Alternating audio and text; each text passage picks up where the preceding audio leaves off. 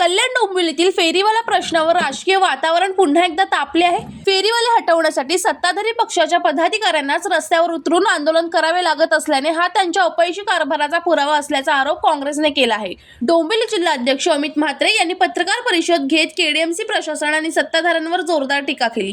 म्हात्रे म्हणाले की शहरातील वाढत्या फेरीवाल्यांच्या समस्येकडे प्रशासन आणि सत्ताधारी दुर्लक्ष करत आहेत। विशेष म्हणजे महापौर हर्षाली थविल यांच्या फेरीवाल्यांकडून खरेदी करतानाचा व्हिडिओ यापूर्वी व्हायरल झाला होता। त्यामुळे फेरीवाला प्रश्नावर भूमिका घेण्याचा नैतिक अधिकार त्यांनी गमावला असून नैतिक जबाबदारी स्वीकारत तात्काळ राजीनामा द्यावा अशी मागणी त्यांनी केली। फेरीवाले हटवण्यात सत्ताधारी पूर्णपणे अपयश झाल्याचा आरोप करत काँग्रेसने या प्रश्नावर व्यापक आंदोलनाचा इशारा त्यांनी दिला।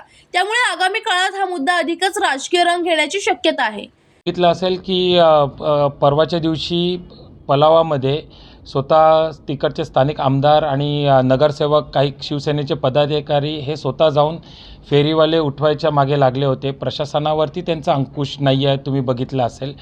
असं त्यांनी स्वतःनीच सांगितलं की तुम्ही उठवलं नाही तर मग आम्ही तीव्र आंदोलन करू। ही शोकांतिका आहे डोंबिवलीकरांसाठी, कल्याण डोंबिवलीकरांसाठी की स्वतः निवडून आलेले लोकप्रतिनिधी, मग ते भले निवडून आलेले किंवा बिनविरोध आलेले, हे त्यांची भूमिका बजावू शकत नाही आहेत। आणि एका ठिकाणी आपण बघितलं असेल काही दिवसांपूर्वीच महापौरांचा एक फोटो व्हायरल झालेला होता की जिथे त्या स्वतः एका हातगाडीवाल्याकडनं काही सामान घेत होते आणि त्यांच्या छोट्याशा त्या धंद्याला ते प्रोत्साहन देत होते। हे तुम्ही देखील बघितलं असेल।